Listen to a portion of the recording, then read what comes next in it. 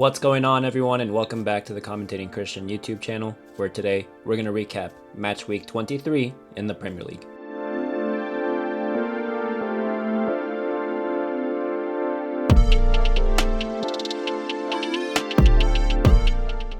You guys know the drill by now. The Premier League recap is separated into 3 different categories. We start with the mid-card, and then other smaller results, and then we talk about the main event for the week. So let's kick it off in the mid-card as 2 teams with a terrible record in the Premier League drew 2-2.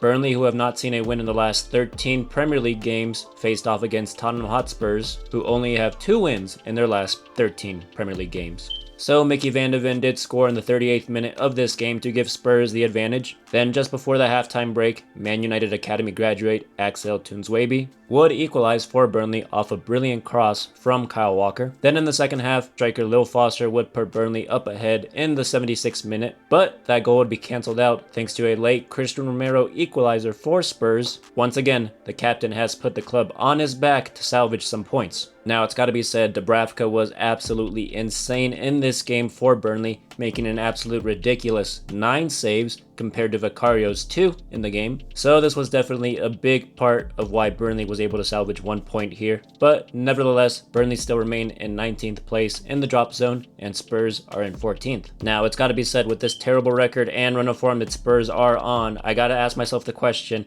how does Thomas Frank still have a job at the Tottenham Hotspur Stadium when the likes of Ruben Amorim and Enzo Maresca have been fired for much less? Nevertheless, guys, let's move on to another result. This time it's Wolves, who have failed to pick up points for the first time in 5 weeks, and of course it came at the hands of a very impressive Manchester City side. Now, I say very impressive because Manchester City have definitely reinforced their squad this winter window with the signings of Antoine Semenyo and Mark Guehi, who went straight into the starting lineup for Manchester City. Now, Erling Haaland was given a rare break in this game, and up top started Omar Marmoush, back from the African Cup of Nations, and it didn't take long for him to get on the score sheet, putting Manchester City up 1-0. Now, this was Marmoush's first goal in the Premier League this season. It's also his first goal since October 29th of last year, and his first Premier League goal since May 20th the season before, so this goal is definitely going to give Marmoush some confidence going forward. Antoine Semenyo would double the lead for City in the 47th minute, a man who's had a great impact since joining the Citizens. Now, technically this is his first official Premier League goal for Manchester City, but he does have 3 goals so far for the club in all competitions. Now, his goal tally in the Premier League does rise to 11, and with this win, Manchester City do keep pace with Aston Villa and Arsenal, who did drop points that we are going to talk about in the main event segment. They are now 4 points behind the league leaders. Meanwhile, we all know Wolves are still in 20th, dead last in the Premier League. So let's move on to another team that has had a very disappointing run of form, one being Liverpool, as they drop points once again, this time to Bournemouth. Liverpool did lose 3-2 against the Red Cherries, and with this loss, Liverpool has now yet to see a victory in their last 5 attempts in the Premier League. The last time they did win a game in the Premier League was December 27th, and similar to the question that I was posing to Thomas Frank earlier in this video, how does Arne Slot still have a job at Anfield when, again, the likes of Ruben Amorim and Enzo Maresca have been fired for much less? Nevertheless, let's get into this game where Evan Nielsen did open the scoring for the Cherries in the 26th minute. That's now 5 goals so far in the Premier League season for Evan Nielsen. The AC Milan loanee Alex Jimenez would then double the lead for Bournemouth in the 33rd minute. Now, this is the Spaniard's first goal for Bournemouth since joining the club on loan this past summer, and all things did look positive for Bournemouth, as it looked like they would cruise into the halftime with a comfortable 2-0 lead. But then club captain Virgil van Dijk would put Liverpool back within 1 just before the break, and his header did give Liverpool some hope going into the second half. Then in the second half, in the 80th minute, Dominic Szoboszlai would score his second free kick goal of the week, and I gotta say, every single time this man puts it on a pedestal from just outside the 18-yard box, it is an absolute thing of beauty. He did it midweek in the Champions League versus Marseille. Now he did it in the Premier League this weekend. If you guys have not seen these goals, do yourselves a favor and go check them out, as they are definitely worth the watch. So it looked like it would be a little bit of a stalemate and the game would end in a 2-2 draw, but Bournemouth did have other ideas, as the unthinkable happened. In the 95th minute, Amman Adli would score the game-winning goal to send the Vitality Stadium into absolute madness and give the Cherries all 3 points. So with this win, Bournemouth do climb to 13th now in the Premier League, and as I mentioned before, somehow, some way, Liverpool are in 6. Moving on to the last result in the mid-card as Chelsea continue their good run of form under Liam Rosselló in the Premier League as they picked up yet another win, this time 3-1 over Crystal Palace. Esteval did open up the scoring for Chelsea in the 31st minute, and then in the second half, Joao Pedro would double the lead for the Blues, and not long after that, Enzo Fernandez would convert his penalty to make it 3 for Chelsea, securing them all 3 points. In the end, Palace did score a consolation goal thanks to Chris Richards, but it was far little too late,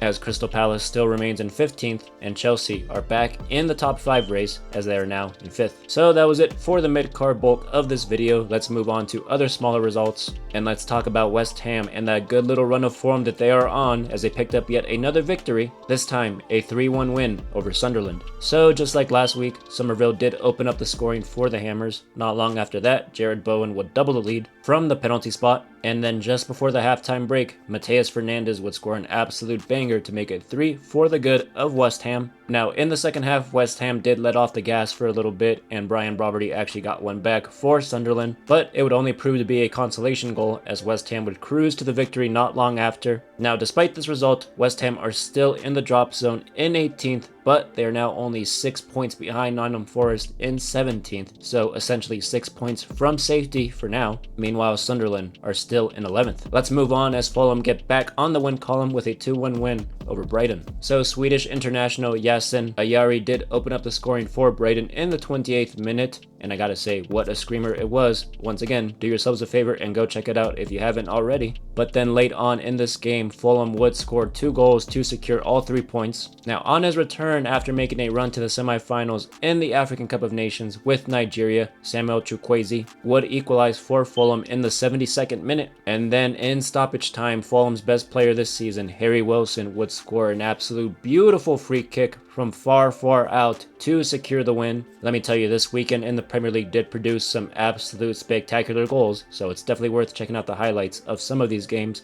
But nevertheless, Fulham with this win climb back to 7th place in the Premier League, and Brighton are still in 12th. Moving on as Aston Villa do keep pace with Manchester City thanks to a 2-0 victory over Newcastle United. So 1 goal early on from Emi Buendia, followed by 1 goal late on from Ollie Watkins would secure all 3 points for Villa. Aston Villa are still in 3rd place, tied on points with Manchester City, but again, only 4 points behind the league leaders Arsenal. Meanwhile, Newcastle United are still in the top 10 in 9th. Moving on now as Nottingham Forest did beat Brentford. Forest, who are on their own good run of form at the moment, have picked up 7 points out of a possible 9 in their last 3 Premier League games. Now, this may not look like a lot for now, but in the long run, at the end of the Premier League season, this little stretch of good games and good performances for Forest will go a long way to aid them in escaping the relegation zone. So moving on to the game now that I have dubbed the Battle of the Igors, and Igor Jesus, who only had 1 goal prior to this game, compared to Igor Thiago's 16, opened the scoring for Nottingham Forest in the 12th minute. Then in the second half, Igor Jesus' substitute, Taiwo Awayoni, would actually score his own goal to make it 2 for Forest. Now with this win, Forest do remain in 17th,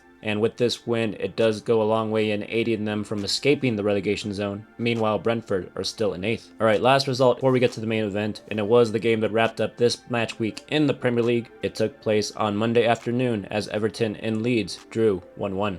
James Justin did open the scoring for Leeds in the 28th minute, and then in the second half, Tamoe Berry, who continues his good goal-scoring form lately, would draw level for Everton, securing them 1 point. That's now 5 goals so far in the Premier League season for Berry, and 3 have come in the last 4 Premier League appearances. Now, with this result, Everton still remain in 10th place, meanwhile Leeds United are in 16th. So let's move on to the main event now, and I gotta say guys, this game between Manchester United and Arsenal is the game of the year so far, as Man United did eventually win 3-2. So it all started in the 29th minute as Lisandro Martinez would put the ball in the back of his own net, giving Arsenal the advantage temporarily. Now this would be the only time in this game that Arsenal would actually have the lead. Then in the 36th minute of the game, Zubamendi would make a costly mistake in the back for Arsenal, essentially giving the ball to Mbeumo, and Mbeumo would then go on to round David Raya and put it in the back of the net, leveling things up for Man United. So we went into the halftime break level 1-1, but then coming back into the second half,